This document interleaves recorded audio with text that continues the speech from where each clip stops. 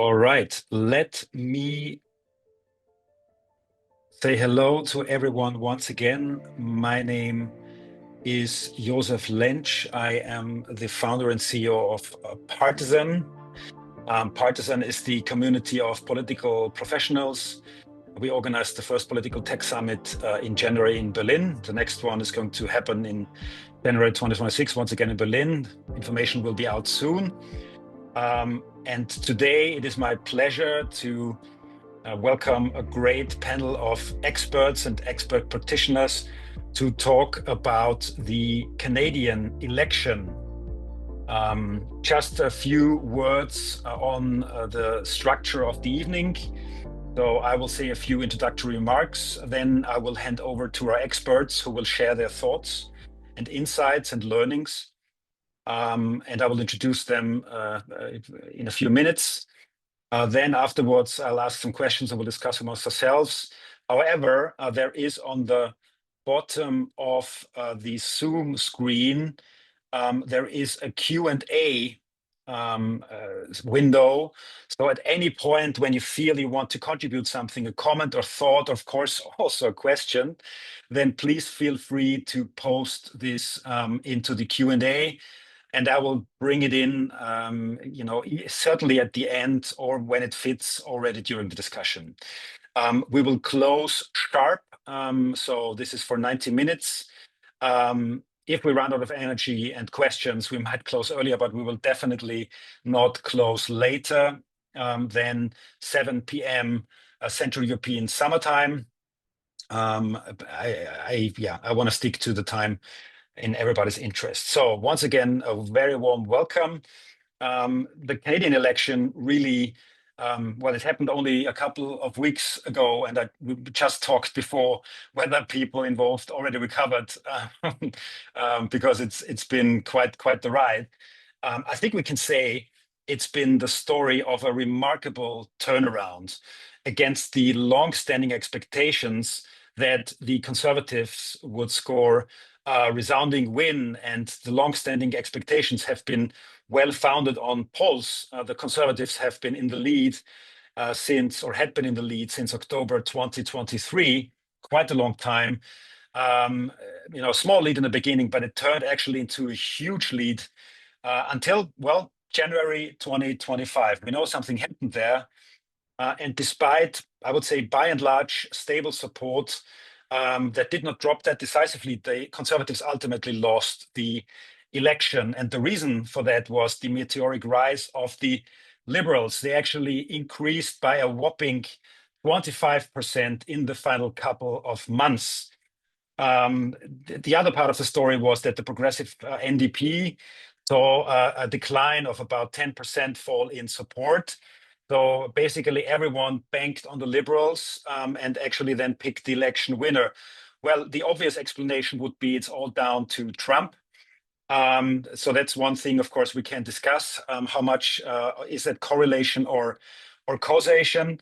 But of course, even if Trump had a big impact and made a difference on the election, I think even in front of a wide open goal, to use a football metaphor for a second, you still need to score by putting the ball in. And we've seen, of course, lots of stories over the years where the ball was right there, but the party couldn't put it in. So how much of that was actually down to digital? What tools, what methods, what formats were used? What was the role of political tech? And of course, what are the lessons for Europe? Because of course, Canada is closer to Europe politically speaking in terms of the system than perhaps the US is. I'm very, very excited to discuss that with the panel, and I want to introduce the experts to you right now. There's Sean Wiltshire with me, who is the Chief Operating Officer at Data Sciences, where he leads the firm's services, operations, and strategic enablement functions. He served in senior leadership roles in 4 federal elections in Canada, including as deputy campaign director for the successful 2025 campaign of Mark Carney's Liberal Party. A scientist by training, he holds a PhD in human genetics, which is very interesting, from McGill University, of course, and brings a systems thinking approach to politics, which I sympathize with. organizational growth and everything else it does. So a warm welcome to you, Sean. Great to have you. Also with us. My cue to, oh, is that my Sorry. cue to get talking, or are we doing all of the introductions? I will first introduce the three of you, and then I'll hand over to you if Good. that's okay. So Helen Sabatine is also with me. She's a mobilization expert and key account manager at Qomon, which some of you know from the Political Tech Summit, where they were a partner. She supports political campaigns, parties, and advocacy organizations in leveraging grassroots tools to engage people and drive action. Her work bridges field organizing and digital mobilization, helping teams build smarter, data-driven outreach strategies that deliver real world impact. Now, of course, field mobilization has a long tradition in the States and also in Canada, not so much in Europe, but it's getting more and more popular. So very much looking forward to your remarks on that. Helen studied at the LSE and the Sciences Po Rennes. A warm welcome to you too, Helen. And also with us today is Tyler Michaels, who is the head of campaign success at Electica. The name says it all, where he pushes the boundaries and running results-driven ad campaigns for progressive organizations. Of course, ad is a field where also there have been a lot of changes over the last years. Think of Google and political ads and so on. So curious about to learn about that.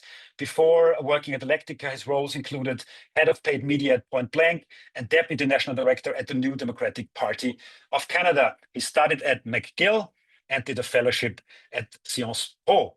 So we have really the quite educated panel with us today, which is great, but much more so, all three of them have lots of experience with campaigning, with running operations, and also being successful on the national level. Sean, I would like to start with you. The Liberal Party, as I said in the beginning, right? Quite the amazing turnaround story.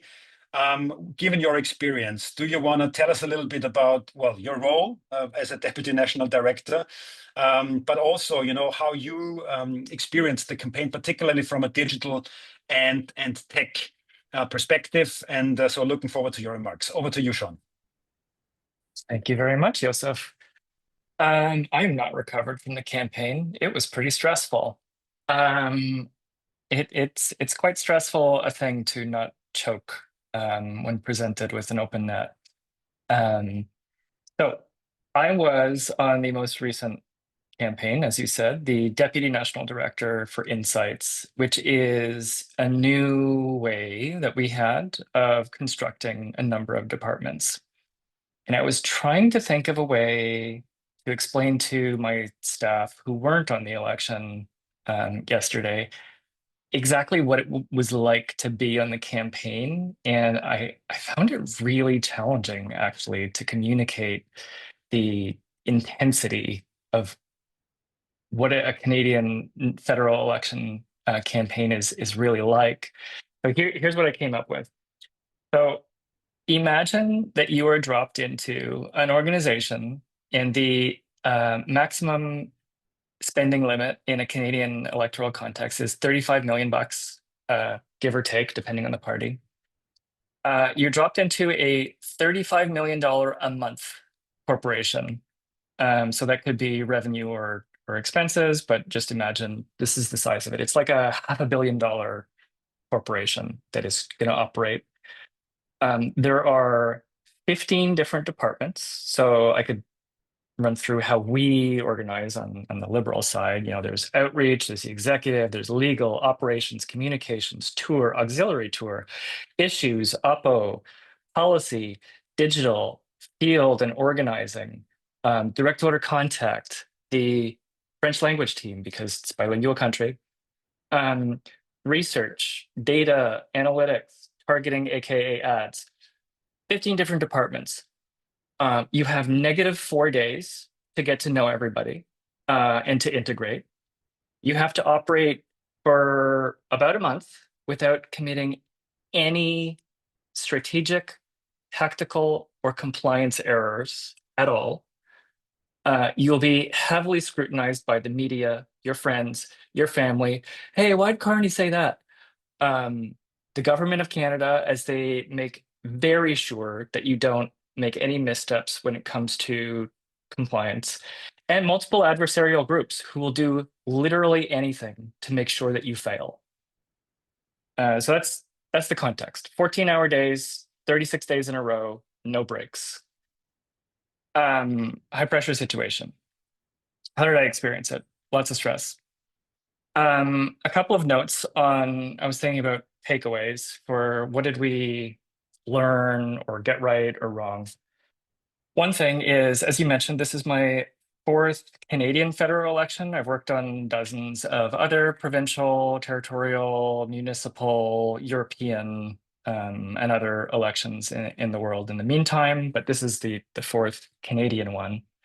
And I would say one of the things that helped us, and I'll just speak personally to my story on this, is I started in the Liberal Party as the director of analytics. I was the first director of analytics back in 2014, 2015.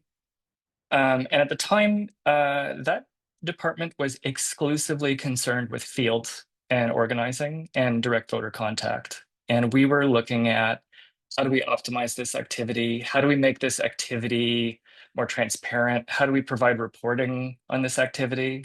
And to your point earlier, I think in some European countries, we're kind of just getting on board with doing this now.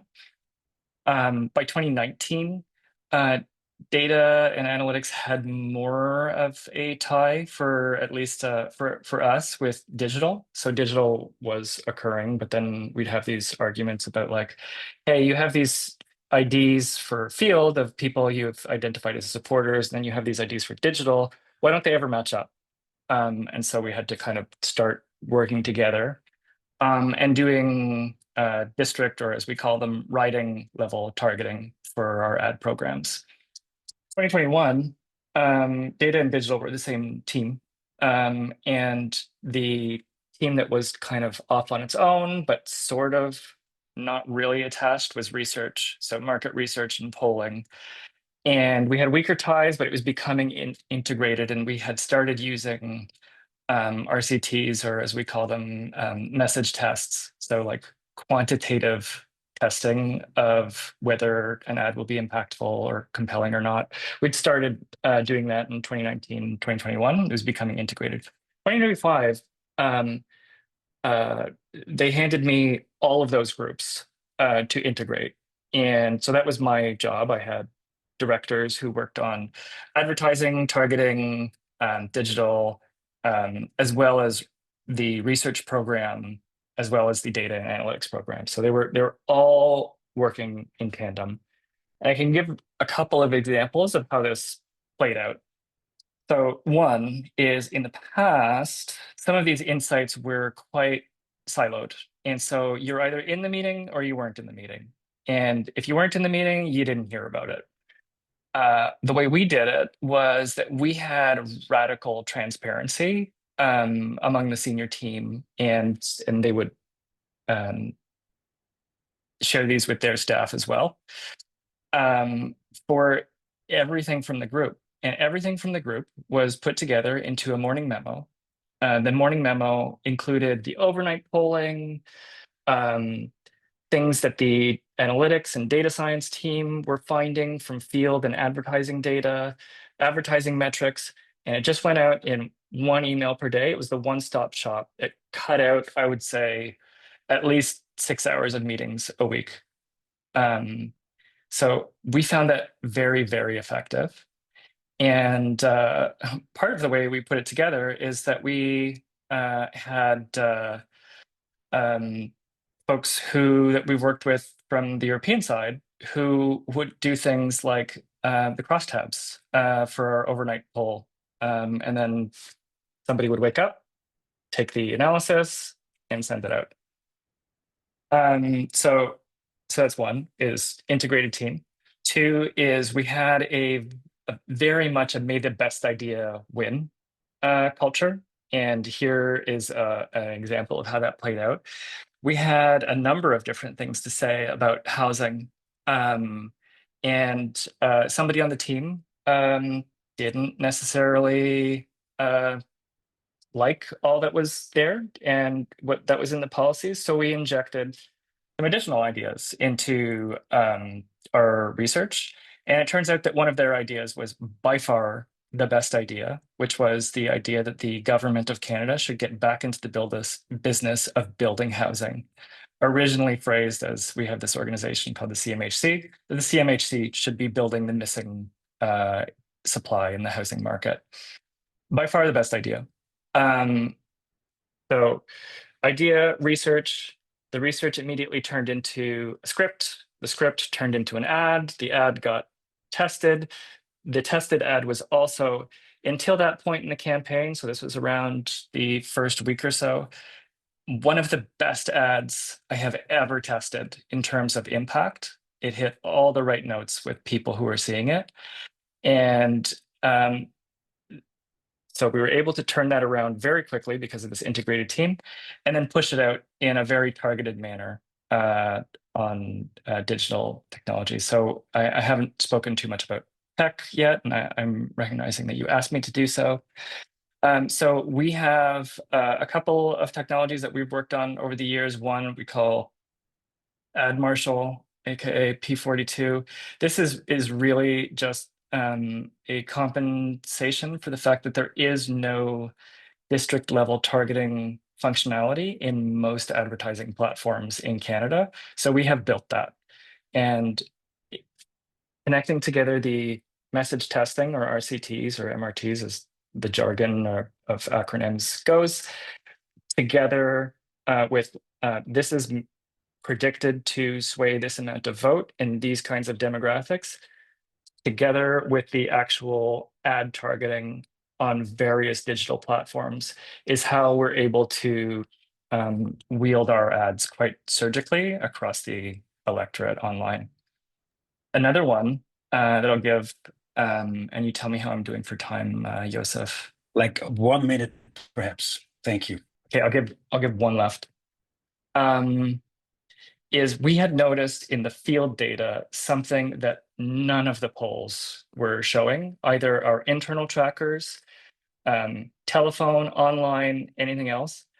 And as a result, we tested some new policies directly with some groups in that demographic, which led to a new ad, which we also tested, and then also surgically applied as a digital ad later on. So that's how we adapted. And then we also had great data that told us where we were winning and what the major ballot question was that we were winning on. And I would say keeping a very focused effort on keeping the main thing, and tying subordinate issues into that main thing was, I think, the main reason we won. Last point. I've heard it said before that the team that's having the most fun generally does best. And we had a strict no drama, no asshole policy at HQ. Everybody had lots of fun. Work is serious, but we don't have to be. And I'd say that's the last key, I think, to Liberal success, is we had a great team and everybody had fun. Thanks, Sean. Lots of nuggets in there, and we already have 3 questions, which I will bring in the course of a discussion. Just one follow-up question, also to make sure the audience understands. When you said you developed this yourselves, so data sciences has the capability of developing tech, right? So can you give us a quick information, kind of how big the team of data scientists is, and secondly, where you didn't work with your own tools? Can you tell us about the tech stack of the campaign? So, for example, for internal communication, did you use Slack or those kinds of tools? What third-party tools did you actually apply? Sure. I count 4 questions. So DS, data sciences, we're 50 to 60 people, depending on counting. We are mainly in Canada, but we have a few folks around the world who help with time zones and international initiatives. We have a large team of engineers, analysts, data scientists, people who are doing digital marketing and media, as well as market research. So those are kind of like the core offerings. And we're kind of half-half between advocacy, public affairs, political campaigns, as well as growth marketing and commerce. Tools and tech stack. My head of engineering has this amazing chart, which is usually when one shows up at a political party, they have like a half dozen or dozen source systems. They're all connected to each other by one-to-one integrations. And the amount of integrations between all of those expands geometrically over time. And so they're all kind of start in a space that's a little bit of a mess. I would say that on this campaign, Teams was the main thing that was used. At DS, we're a Slack shop. I think, as I was saying before, the underestimated communication platform is just being in person on a campaign. Technical campaign tools, DS has built a number of them. So I would say like there's a number of DS. And voter contact, we are on the liberal side, we're using NGP Van, aka Liberalist, which is a US company. And on fundraising, Salesforce. Thank you. And very quick answer, because there's just a yes or no response possible. Somebody asks in the audience, what was the tech at Martial? I don't know that. Did you use that? Do you know that? At Marshall? Yeah, at Martial. Marshall with a SH. That was the tool that we have built to deploy and monitor ads. Yeah,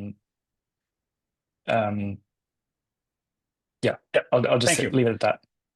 Very good. Thank you for responding. That's why we have tens of thousands of campaigns where others don't necessarily have that many. Thank you very much, Sean. That has been very interesting. Helen, what do you think about the use right now, also from the perspective of Qomon? Where do you see already uses for it in the field when it comes to mobilizing, to organizing? I think by now we all know that at least in politics for now, the hype has not yet materialized into substance so much. But can you perhaps give us a bit of an insight into this from your perspective as well? Yeah, sure. So in terms of AI, we didn't see, there wasn't much, at least the folks that we spoke with and work with, not so much AI used in sort of generating content, but more like drafting sort of copywriting sort of ads and such. But in the context of field, we see this being used in sort of extracting core themes to talk about, things that are going to resonate with folks, and use some of that for their GOTV messaging, and also finding the right places to go and target for that GOTV. So for folks that may not know, GOTV is a get out the vote. So it's an effort particularly employed in the United States and Canada, not quite adopted here in Europe, to get your supporters out to vote on election day. And so a lot of what we've seen in terms of AI use is helping actually summarize that feedback collected on the field during normal canvassing, during normal campaigning, and then extract those core themes.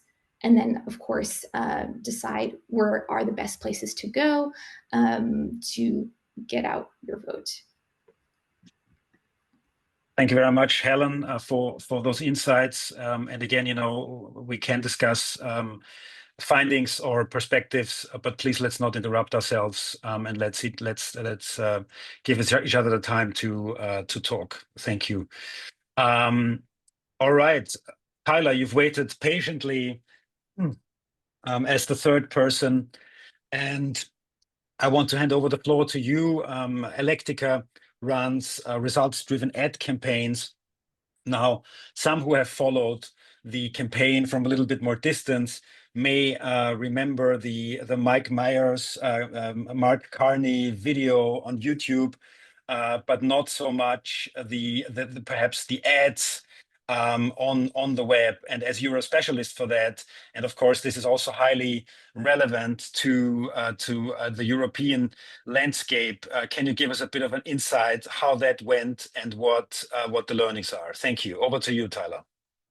Sure. Thanks very much for the introduction. And yeah, it's worth sort of situating myself first and saying my background is mostly in NDP land, and that sort of has a slant for what it is. Although I will say, Sean, in chatting with all of the libs and folks that I know quite closely, like our tech stacks are very similar. The conservatives use basically the same thing. We each have different voter contact mechanisms. Some use Slack, some use Teams, but effectively it's a pretty similar vibe on all the campaigns. The 14-hour days sent me into a bit of a immediate sort of shock again, reminding myself what it was like last time, and very glad that I was on a third-party campaign before the actual writ started this time.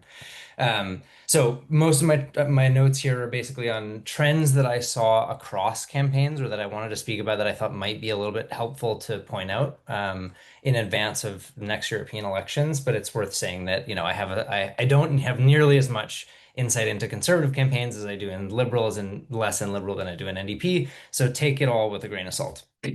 The first thing that I just wanted to point out is I think that the internet has balkanized in a way that we really need to start integrating into our thinking about campaigns. It's been happening for a while, but one of the things that I saw this time is that folks who did a better job of realizing that you can't rely too heavily on a single internet platform did better. If you had people going on doing, I mean, on an advertising front, like you need to be on YouTube if you can, sorry, Europeans, after June or whatever. If you can be on social media platforms, you should be on multiple social media platforms. Even if the content is a little bit less bespoke, it's better to have a presence in multiple places. On traditional advertising, you absolutely must integrate both digital and traditional advertising. It's no longer the case that television is only for you if you have $1 million. You can run very small, very targeted connected TV and regular TV campaigns. So the balkanization of the internet, you know, it's not 2016 anymore. You cannot get away with a modern digital campaign running only meta advertising. If you do, you will die. You cannot run a digital social media campaign running only Instagram. If you do, you will flop. I highly recommend that you all integrate the fact that you need to become experts at 12 platforms, hire a bunch of interns, pay people well, do the job right, but you need to be everywhere. The second thing that I think is a trend that I noticed is, as other speakers have both sort of alluded to, one-to-one targeting is kind of dying. In Canada, we have a different model than most of Europe, more similar to the United Kingdom, where each party would collect as much data as they could legally and through one-to-one voter contact to create a voter model. That voter model would then be applied to the voter file to give an approximation of each individual voter's likelihood to support you and support your opponents. And then that was the data that you used to feed into your advertising program, your door knocking program, or whatever, as Sean and Helen, I'm sure, can speak even in more detail to. But the basic gist, as I understand it, is that most European countries do not do this and have never done this. There's a few that I think that there's an exception, but mostly this is not the case. In some ways, you all are at a huge advantage.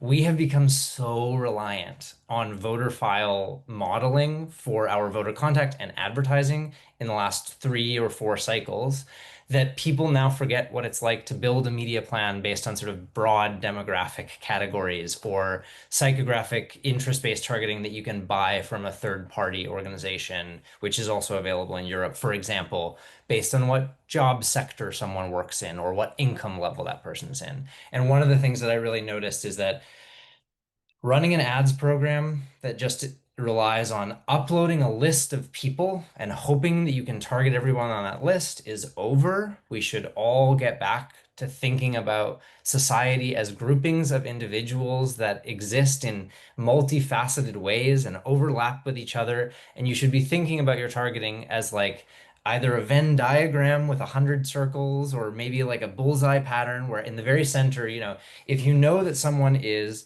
in a household that voted for you last time and also is living in a neighborhood where you have very high support levels and also is a demographic group that you tend to get more support of than others, then you should be trying to target them with your digital advertising methods across each of those aspects of their personality. And the people who are at the center of that will get the most density of advertising.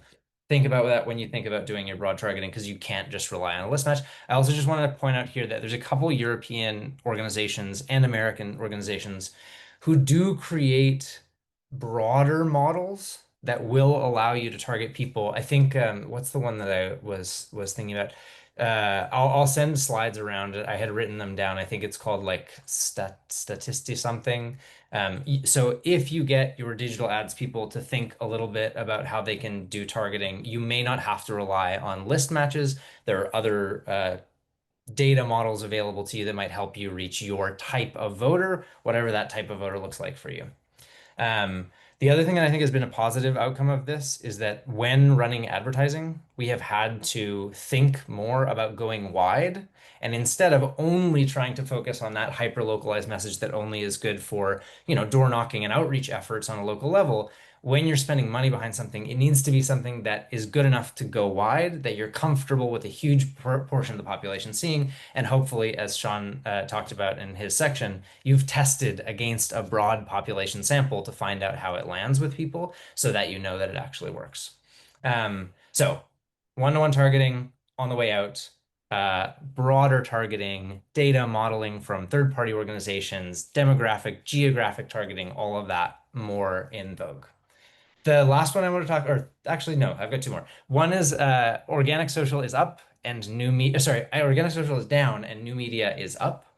As we have all discovered now, if we run social media channels, the platforms have intentionally throttled the reach of organic social media. It is not possible to reach people without paying for it anymore via your organic account, no matter how good you are, even if you go viral once. Going viral once is not a strategy.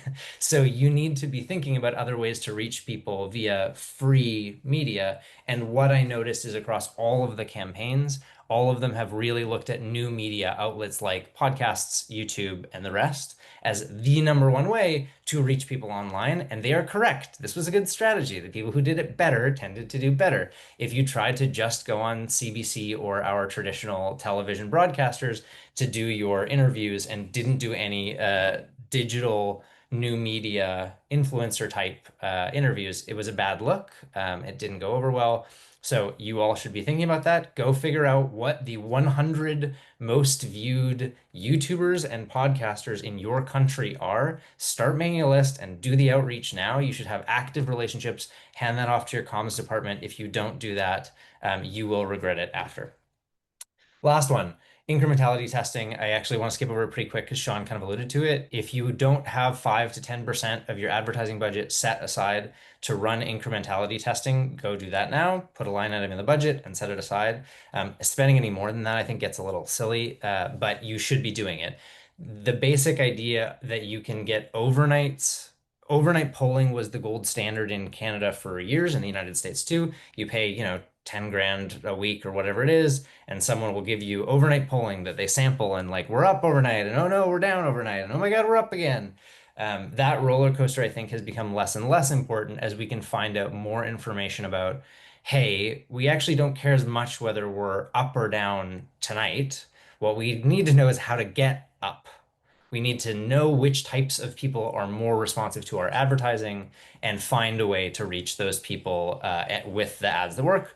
Incrementality testing, I'll mention 3 providers: Blue Rose, who are more present in the UK, Swayable, self-serve platform that you can just go on and upload your own creative and do it basically yourself. Grow Progress also offers these services. They cost a few $1,000s per test. And I know that not a ton of European political parties are doing it. You should get on it. There's no reason not to. We've done it all across Europe with a couple of these different partners, and everything works out fine. Okay, 8 minutes, 42 seconds. I will stop there. Thank you very much for the time. Hopefully that's interesting. Thanks a lot, Tyler. And there's actually a question from the audience. So you spoke about data modeling from third-party organizations. What would your recommendations be? Would you refer to some of the names that you suggested? Who are the organizations that you would recommend in Canada? Actually, I'll say sort of more American focused organizations. Although I think there's one called Sinus Milieu they run their own thing. It is not a voter model per se. It is more a like societal model. I know that they offer some of their segments to be targetable on the major advertising platforms, perhaps not Facebook, but you could probably get them to write an integration. Blue Labs has done a ton of stuff in the United States and Canada, and I know that they've worked in the UK. You could hire them to do that work. Draco is an ad partner based here in Canada that is really good at geo-targeting segments, similar to what Sean was talking about. There's lots of third-party providers who, if you give them your shape file for your specific writing, they'll make a list of people who live in that writing, and you can target them on any of the digital platforms. I just mentioned them because I particularly like Draco and they're from Montreal, but there's tons of different organizations that you could probably get to tie into your digital advertising stack. Thank you, Sean, for raising his hand. Before I hand over to Sean, so is Statista is the tool that you meant? Is it, or is it I something think, else?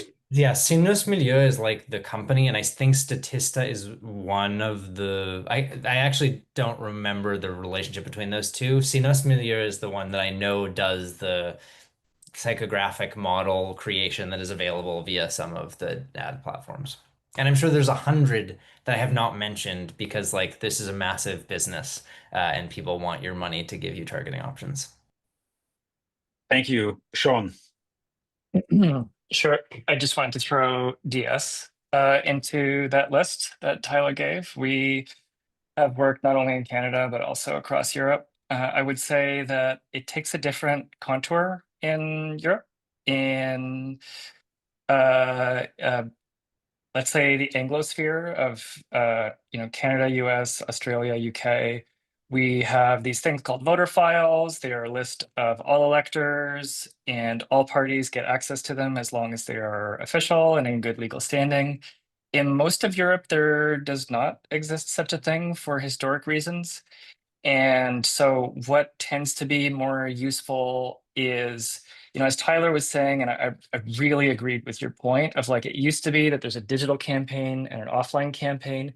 Now there's like a dozen digital campaigns that are occurring on a fractured set of platforms with different swim lanes for every kind of voter. So there's kind of two ways to go about it. If you take that into account, there's the offline, in which case you're looking at maybe it is something that looks more like a phone book, or you're looking at a list of addresses or areas within your country that might be more or less relevant to your strategy. Or it looks like your digital version of that, where you're, as Tyler was saying, you're looking at the different clusters of voters and where they might get their information and how you might get to them with what kind of profiles. So. Thank you. Just as a response to a question in the chat, yes, DS stands for data sciences because it was apparently not clear to everyone. So we can tick that off. Helen, from your perspective, and I imagine there would be different perspectives on this between basically you and Tyler, and then Sean on the other hand, because of course you are third-party providers who work with all kinds of political organizations. What's your perspective on, with all the things that you talked about, all the changes in the digital game, the skills question, right? Kind of what capabilities do you really need inside the political organizations today? And how big does a team have to be in-house, really, from your perspectives? And what can or what should actually be outsourced or externalized? Again, I appreciate that there might be different perspectives on this, but Helen, I wanna get your view first. What would you say? What belongs to which sphere? Yeah, I think that's a great question, Joseph. In terms of actual numbers, I don't know that I can give you them, but in terms of how you allocate, resources and where you source your services and where to get them, I think it's really, really important to consider third party. Really, really, I think a lot of a lot of what we see, particularly in Canada, is some in-house tools, as well as in other countries in Europe as well. There are a lot of in-house tools, and those just become very difficult and time-consuming to maintain. So they can often sort of fall behind. You miss a lot of innovation and updates and all of that. So in terms of tech, I would highly recommend thinking about moving away from in-house, just so that you don't fall behind. I think in terms of tech in Canada, Canada can be behind, by 1 or 2 cycles at any point, at least compared to the United States. And this can be for reasons of course, all the money that's involved in campaigns in the United States as well. But I can speak to, at least on the tech side, when thinking about your tools, your field organizing tools, to just go third party. It'll keep you relevant. Get tech that's going to inspire you, and it'll keep you sort of ahead of the game, so that you're not falling behind. Tyler, Sean, what's your take on this? I tend to agree that buying off the shelf is probably a good starting place especially for European party organizations, if they're looking for voter contact tools in particular, and Salesforce, as Sean pointed out, is the gold standard for email contact and outreach. I think I actually am not super familiar with the legality of texting, even people who have opted into text messaging in the European Union. I know it varies country by country, but for EU specific elections, I think there are separate rules. I would say that it is worthwhile for everyone to at least think about what tool that they might want to use, particularly for reaching their most ardent supporters, to ladder them up to volunteering. And to the extent that your country accepts or has a norm around political donations, as I know that there are many countries where they will not touch it, even though they're legally allowed to, think about using sort of text to volunteer, text to donor ladders. And if you're going to do one thing in-house, I think probably content creation is still the way to go. I used to work for a creative firm, and I just don't think it's as efficient. You can get 5 junior staff members to pump out content in a way that you can never get from an outside agency that you have to pay hourly for. So content in-house, everything else I would look for off-the-shelf third-party components, but I'm curious what Sean would say, also coming just hot off the campaign. I don't know, Tyler, you and me, I think we agree on almost everything. I'm gonna have to get your phone number after this. So I would say that there's a rule in startup land, which I think should apply to politics, which is that if you are not going to be the best in the world at something, outsource it and find who is the best in the world at it. And there's a lot of great off-the-shelf tools. For Europe, I think some firms that have started GDPR compliant, which I think is one of the main barriers to working in the market on the field side, would be eCanvasser and CallHub. We've had good success with them. Compared to some of the tools that are available in, let's say, the UK, Australia, Canada, US, they don't integrate as well with each other, and there's no central everything list. But they get the job done pretty well. Tyler, you absolutely hit the nail on the head. Every single country is different, more or less, when it comes to SMS compliance rules. Some countries you can buy a list of everybody's phone number. Some countries you can rent it. Some countries you are allowed to text them. Some countries you must get opt-in first in the EU. And I would say situational, depending. On creative, I would absolutely say creative, policy, the things that only you and your party can do. We had seen in some elections in some countries where folks would spend $100,000 for an ad, high concept. A lot of important, smart people got their emotions attached to it.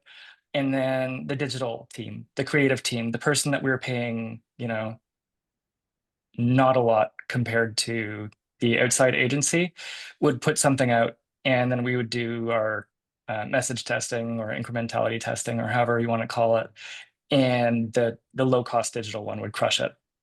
So in terms of, I also think, Tyler, again, 5 to 10% is a great number, and figuring out your total budget size and your budget for how many tests that can buy you.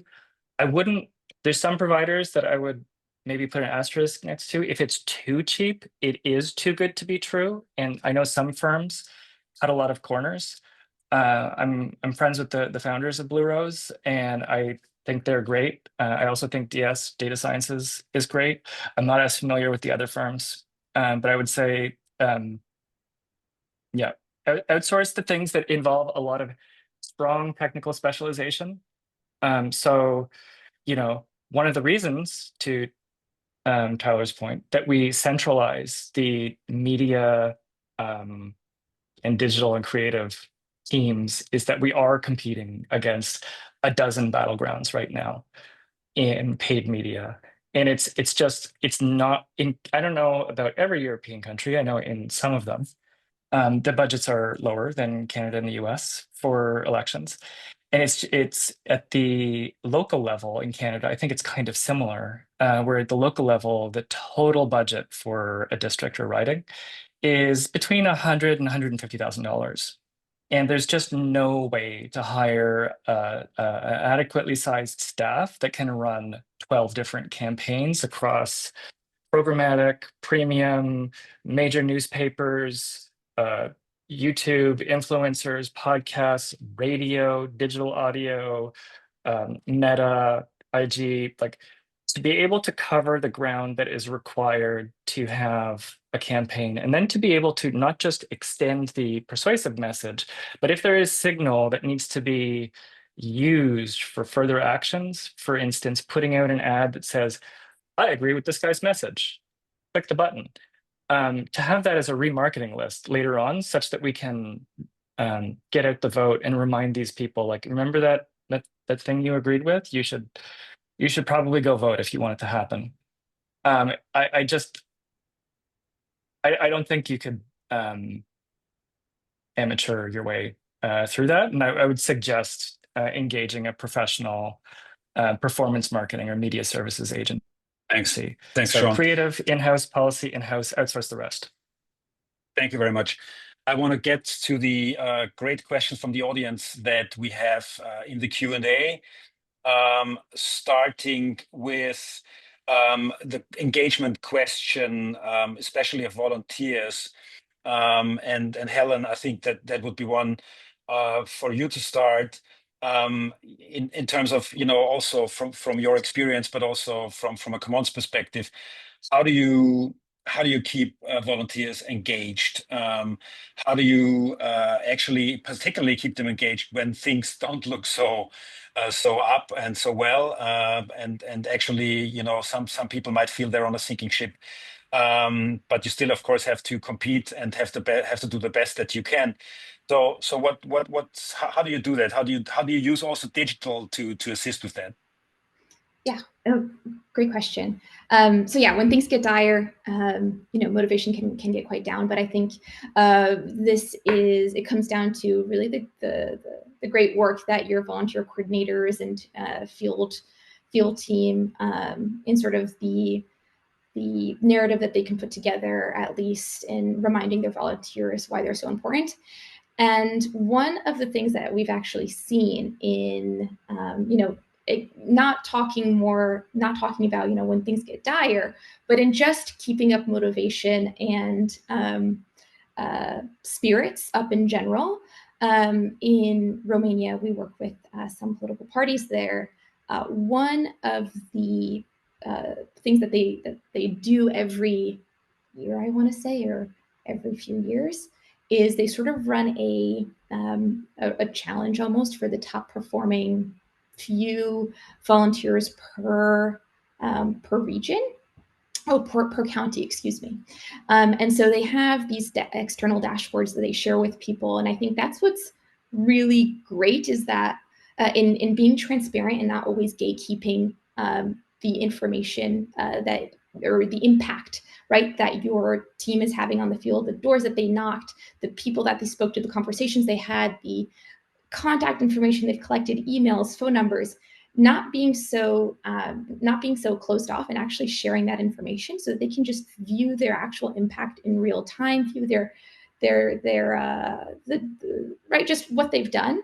I think is really helps, almost sort of, and so this particular party runs these great sort of a big celebration at the end of the year for these key volunteers throughout their counties. And this really sort of puts a little pip in their step, right, to continue on regardless of what the results are. So you can get creative. So you can really get creative like that, and sort of say, hey, you know, we're going to put together something really great for us to all celebrate together all of our efforts. You know, if you can, you know, go ahead and knock on as many doors as you can. We've got your KPIs. You can look at them too. Look at everybody else's and motivate yourselves that way. And in other ways, you can, of course, think of other methods in which people can contribute that isn't necessarily so actions isn't so physically, you know, focused as well. So maybe instead of, you know, canvassing or, you know, knocking on doors, you know, might suggest something that's a little a little bit more attainable, you know, for them in terms of activating them, maybe participating in an event, or running phone calls, or doing peer-to-peer messaging, you know, using even some relational organizing tools to just say, hey, if you can, just reach out to your folks, and not necessarily, you know, to a bunch of people that you may not know, cold calling them, or, you know, cold knocking on doors as well. Thank you. I will, so the procedure for this will be, I will hand the question to one person. If anyone else wants to really contribute some thoughts, then please jump in. Sean. So we do a couple of things in Canada and a couple of European countries. One is we use the data that we have, and we build volunteer models. So we supply local associations or campaigns with of all of the people that you have access to and you have their contact information. These are the people who are most likely to volunteer. So that's one. So we give a list. Two, as Helen said, there are dashboards. The dashboards that are produced create a lot of transparency for all campaigns that indicate how you're doing, how you should try to be doing. The goals are, they're actually pretty tricky to determine, because you always want an aggressive goal, but if the goal seems out of reach, nobody wants to do it. We also recognize best events, top volunteers, and make it really clear who those are and how it can be. And then we integrate that into the DNA of the party to make sure that those people get recognized specifically. Another point is we make relevant peer comparisons and competition points. So for example, Canada, we have very urban places, kind of halfway urban, suburban places, and then very rural places. And in the dashboards, there are there rankings of not only how the campaign is doing within its geographic area, but against relative peers. Last point, for volunteers as they come in, we make sure that the set of tasks and the onboarding is incredibly simple.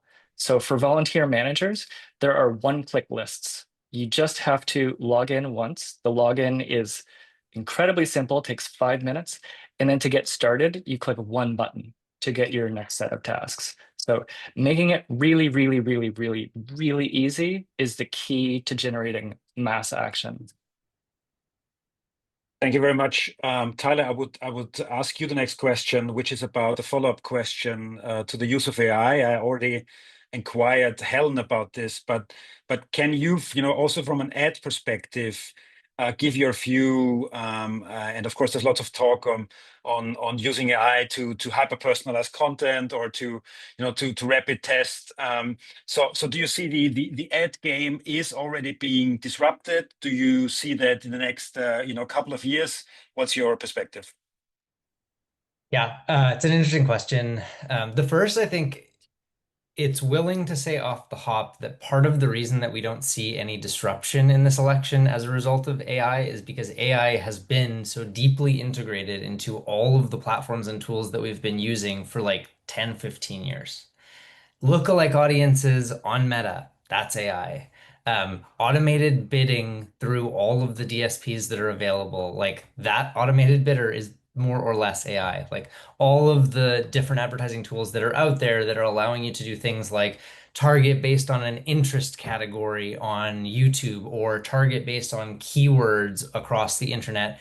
That is all AI enabled stuff. And like we've been doing that for a decade now. It feels very boring, very quotidian to use all of these sort of things that 20 years ago would have seemed like incredible. Like, how could you possibly do it? The only thing that we're really talking about when we talk about AI sort of not hitting in the same way that we expect it to, I think, is really generative AI. And I think Helen said quite rightly that part of the reason that we're not talking about it that much is because all the campaigns have gotten pretty good at integrating it into their workflows. All of the campaigns use AI for their fundraising emails. All of the campaigns used AI for writing scripts. They just started with a human, fed some stuff into the AI, got some recommendations, and finished it with a human doing the editing that they needed to make that thing happen. On a personal level, throughout the campaign, working on the third party side, like it was quite regular for me to use it for some of the automated reporting tasks that are sort of very boring but very necessary when you're doing stuff like this and putting whatever non-proprietary information you could in to get some results out by scrubbing the data of anything, identifiable or whatever. So AI is totally being used. I would describe it a little bit more as like the written word or the printing press is. Like it's not necessarily in your face, but it is enabling a totally different way of doing campaigning that is probably going to show some longer term trends. The reason that I think that it has not been used, generative AI specifically for image and video has not been used, is because we're just now hitting the point where the video is good enough to be indistinguishable from non-AI generated video, and you can only generate, like 15, 20 seconds at a time. Longer format video that is real, but then supplemented with AI to make it look like someone is saying something different than they have been, is definitely something that I think we will see more of.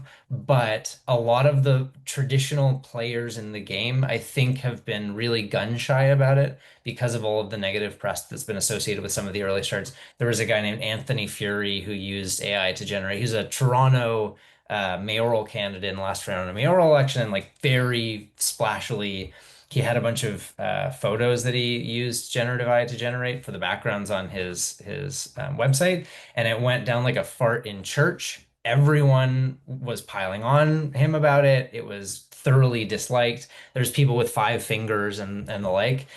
So I think like there will be a correlation between how indistinguishable from reality things get and how much more you see it. And we're just not quite there for major parties who have really, I would say, very risk-averse major parties to start implementing that into their regular workflows because they're worried about blowback and being caught out for using AI for image generation. Thank you. I always come back to Eric Wilson's quote, who said, we're seeing the last elections where we talk about AI because it's getting so mainstream, basically, that, from the next, well, basically from the midterms or so in the US, there won't be any mention of it. It will just be there. Sean, you wanted to add something? I would just say there's technology that one firm was using that had snippets of pre-recorded text. This is a few, you know what I'm talking about. It's kind of like a soundboard. And what they were doing at the time was they would have kind of branching logic flowing scripts. And so you'd say, if they say this, say that. If they say this, say that. And somebody would press buttons to have the conversation flow. It was actually pretty good. I have heard it myself. But if you noticed what was happening, you knew you weren't talking to a real person. Or if you were talking to a real person, this wasn't their real voice. And the famous Canadian example where this was caught was somebody was recording this. They said, "That sounds great, but can you say the word carrot?" And the the person they're speaking to laughs and like, "Ha, why would you say that?" And like, no, just say the word carrot so that I know you're a person. I think we're going to see some bots that are going to be able to say the word carrot pretty soon and having fake conversations. And so I think that is going to come. But as was mentioned, major parties are very risk averse, especially if they're in contention for actually winning a race. And that is probably the thing that prevents political parties, maybe not third parties, from integrating some of these tools right now. But I expect we'll be able to see those in coming years. And I worry what it will do to us as a society. Thank you. As we have a highly engaged audience today, there's still quite a few questions in the chat, and I'll try to work through them. Following on to what you just said, Sean, have you, in your perspective, in your respective role, seen any foreign influence when it comes to the election campaigns, in terms of bots and trolls and accounts, and how did you tackle that? How did you protect them? What tools, if any, did you use to do that?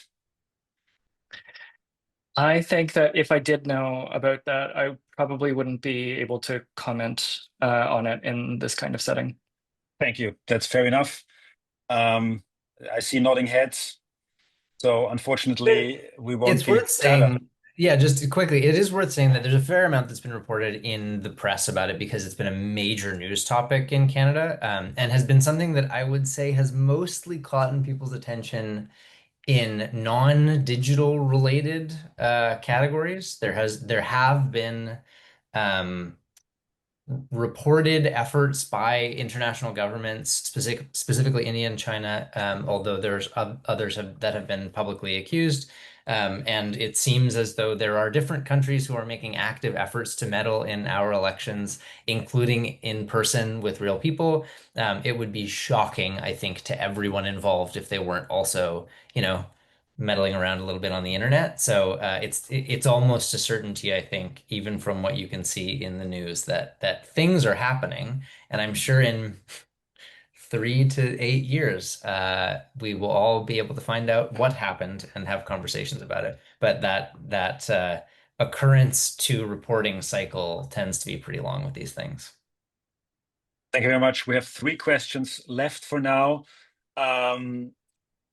The next one would be about the segmentation of the base in terms of the messaging.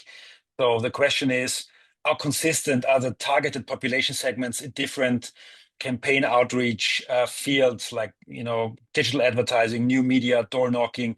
Is there a consistent segmentation? Or Tyler, as you said before, there's basically lots of different ways at the same time going on. Can you let us in on that one? Who wants to take that? I would love to go first. I would say that there is a lot of attention to this. And when we talk about the segmentation, so we talked about some field and organizing voter models. And you have to think about the thing that you're trying to drive and the kinds of platforms or tools that you have available, or people. When it comes to organizing at the doorstep, at least on the Liberal Party side, in a given district, some places we're talking about doing hundreds of thousands of voter contacts in a month. Other places with less developed teams, it can be thousands. So that's kind of the breadth. So there's hundreds of thousands of actions that are being done. You cannot train a volunteer base to do a hyper sophisticated, segmented, micro-specific branching survey logic kind of a script to talk about this issue or that issue. The thing that needs to be done is get the lowest barrier to entry possible to help train people to do the thing. When it comes to online, I think Tyler made the point already, we can do quite a lot, especially if you have a sophisticated digital team across platforms. Thanks. Helen, Tyler, anything to add? I think it's just to return to the thing that I said a little bit at the beginning, and I'm going to make a little soapbox moment, a very short soapbox moment, where one of the things that I would love to see campaigns and organizations, true in the Liberal Party and in the NDP, I don't care what the Conservatives do as much because I don't care that much about them, but that's just me personally. I would love to see campaigns starting to enable their local and national candidates to speak more candidly, more often. One of the problems that I think that we have suffered from as an organization, multiple parties have suffered from, is that we try to train our candidates to say the right thing and to stick to the script. And it results in it being much more likely that they're going to say one thing in one place and one thing in another place. And one of the things that I would love to see parties try out is what would it look like to enable both our candidates, but also even our volunteers as they step on doors, to be authentically themselves and to stick to topics that are true to them and that they can just speak extemporaneously on without having to be prepped in advance. This is a small thing, but I would love to see it so that we don't have these moments where you catch people saying one thing in one place and another thing in another place. Thanks a lot. We have two more questions that we want to work through. One I want to give to Helen, which is about the question of language. Of course, Canada is a multilingual country, certainly bilingual, and so the question: how does this influence a tool, like or a service like Qomon is providing? What difference does it make to political tech, but also, of course, Tyler, Sean, when it comes to things like ads and so on? I mean, how much is it not just language, but also culture, and how much do you use then to segment populations based on that very aspect? Helen, if you wanna kick us off. Yeah, I'll jump in there. So at least within, tech, depending on what your actions are going to be, it can be, depending on the tech, it can be actually quite limiting. If you want to run things that are multilingual. So for a place like Canada, it is really important to find tech that does support multilingual actions, petitions, canvassing, survey questions, whatever else. Also from a data management standpoint as well, it's a lot easier in the end. But in terms of how that applies over to digital ads, I don't know that I can speak much to it, but in terms of the field and what I see in tools like Qomon, what you need really is just a tool that is flexible enough to support that, and you can find those. Equally as well, I don't know how much and maybe Sean or Tyler, you guys can jump in here. I don't know how much policy changes between your provinces in terms of privacy laws, or if that's really applied. I'm thinking more of like Quebec. Does Quebec have a certain election laws that you have to follow that need to be followed? Yeah, maybe Sean can jump in there. But as well to make sure that your tools can, at a central level, but then decentralized, can also accommodate those areas where you do have more stringent laws that you need to follow. Sean, if you want to jump in there, I saw you on mute. I was just going to say, in Canada, it's British Columbia that has the strictest privacy laws, and as you were saying, it's making sure that there's a right to withdrawal, which is ubiquitous in Europe. The rest I agree with. We did ads in every language, major languages in Canada, French ads in French-speaking areas, Punjabi ads in Punjabi-speaking areas, Chinese ads in Chinese-speaking areas. Canada is a very polyethnic and multilingual country. Yeah, and I'd also like to throw in, not just in terms of voter outreach for your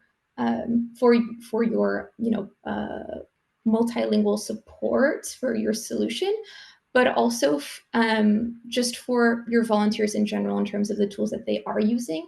Is that tool translated into all of the, multiple languages, which can then empower those specific volunteers to reach out to those communities. That is also extremely important to consider when selecting tools, particularly in a place like Canada. Tyler, anything to add from your perspective? Yeah, I mean, it's tough. If you are trying to train volunteers in Swedish, like you want there to be Swedish language versions of the tool. If there is not, then you hope that the Google Translate button in your Chrome browser like does a pretty good job of it, but then it doesn't make sense when the word targeting doesn't mean targeting.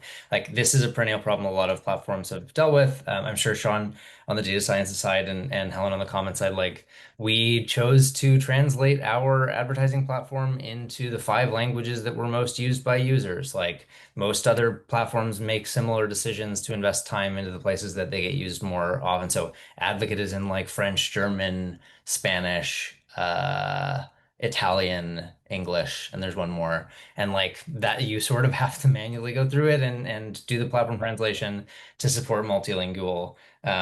I will say on the testing front, like there's a lot of different organizations that will be happy to test in multiple languages. So just try to find partners that are either local or have multilingual support. And like Sean said, do the ads in all the languages that you can. Thank you very much. This brings us very nicely to the last question, which is a kind of a more geopolitical question. But of course, these days, tech is certainly geopolitical. So with all the stuff that happened, and our starting point was that Trump was a kind of a game changer to a certain degree for the Canadian elections. So from your 3 perspectives, do you see a kind of a change also in the tech game? Do you see Canada and Europe are working more closely together also on the front of digital tools and political tech? Or do you see basically the proximity and the strategic alliance between US and Canada remain as strong as it has been in the past? Tyler, I want to start with you. What's your take on that? I'll say, bluntly, we lost a contract recently because of the fact that we are not a Canadian-based only firm and that we're international and some of our staff members were in the United States. Like there are Canadian organizations, third party and political, who are making decisions about what tech and advertising vendors they use based on the location of their incorporation documents. And I think that's probably a serious thing that the genie is not going back in this particular bottle. I think a lot will depend on how long this goes on and how seriously it gets. Like if Carney goes down and has another meeting in the Rose Garden and they announce an economic cooperation agreement and that like there's a new NAFTA, maybe this all goes away in 6 months. But if it stays the way that it's going, I think that there's been some really bad blood that has spilled out to all aspects of Canadian society, including tech tools. And the last thing that I'll say is, good luck getting off AWS servers. Like, good luck taking your voter contact model and like not using any algorithms generated in the United States to run that. The likelihood of Canadian organizations being able to actually develop entirely in-country models or tools or platforms is 0. So there's no way that we get out from this completely. Even the people like Sean and I who, worked on our own ad platforms, like we're still running ads through Google Ad Network servers. We're still using the DSPs that are based in the United States. There's just no way around it. I saw you smile. Would you agree with that assessment, or do you have a different view? Largely agree. You had me until the models. Yeah, I would agree. We're still using AWS. There are, nodes that you can base out of Ireland and other places in the EU, but it still becomes a sticky issue across Europe. In Europe specifically, also many of the models and paradigms that have been developed for campaign tech in the US just don't apply in Europe. It is not a presidential election. There is not infinite amounts of personal information that is up for purchase. So I would recommend a Canadian provider or a European provider for a number of those things. And then there's those, as I said earlier about startup land, if you're not going to be the best in the world, outsource it. Like Salesforce exists. Salesforce is great. It's used by almost everybody. I don't know that there's a dozen other options that we can spread that kind of tooling out to. There might be one or two, and sometimes they're okay. So it might depend on the local dynamics, as some providers in the EU have some software that can be used, and in other places there just isn't a localization. Thank you, Helen. You have the last word. Of course, Qomon is a globally active organization. US is and will remain an important market. But do you see any shifts in the alliances and the equation in the balance between the markets? Last word. Yeah, no, great question. So I'll give you guys a, on what Qomon has actually experienced. We also nearly lost a contract as well if we didn't get ourselves incorporated in the United States, right? Because but we're founded in France, but we operate globally, and just recently we had attended the the next campaign conference over in Brampton in February, where we had loads of conversation with folks being like, well, actually, we'd love to have you, but your data, where is it stored? Can it be Canada? Right. So we had these real conversations and what these real blockers, right, potentially in the future, which could end up blocking business, really. So, and then on the other side of things, you have as well in Europe, which we talked about earlier, if we were to fully move over, fully be, an American company, we have questions. You then have questions around GDPR and how we can stay compliant there. Of course, we're French. We'll continue to be Franco-American. But as thinking about other operators, other suppliers, other services, these are real questions that are blocking business and opportunity, and a lot of innovation as well from entering Europe in the end. So many tools that are fantastic in American or Canadian you cannot use legally in the European Union, and therefore less innovation within campaigns. Thank you very much. Well, I thought this was a super interesting and very high quality conversation. Thank you very much to the podium, to all three for contributing your thoughts and expertise, but also thank you to a very engaged audience who posed really, really good questions today. Of course, there will be a summary. So if you haven't taken notes, no worries. We will provide you with the most important highlights of the discussion. With that, I wish you a great either afternoon, morning, or evening, wherever you are. Thanks for being with us, and hope that you join us for the next webinar. In that case, all the best, and thanks a lot to everyone involved. Bye-bye. Thank you.